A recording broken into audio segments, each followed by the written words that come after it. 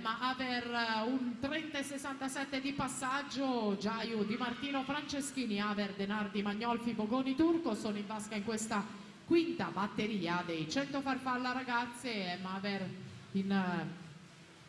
decisamente più in forma in questa manifestazione, 1.05,70, autrice ieri di un ottimo 50 stile libero, si conferma in grande stato per l'accesso alla finale, dovrebbe avere il miglior tempo. Fra poco le finaliste.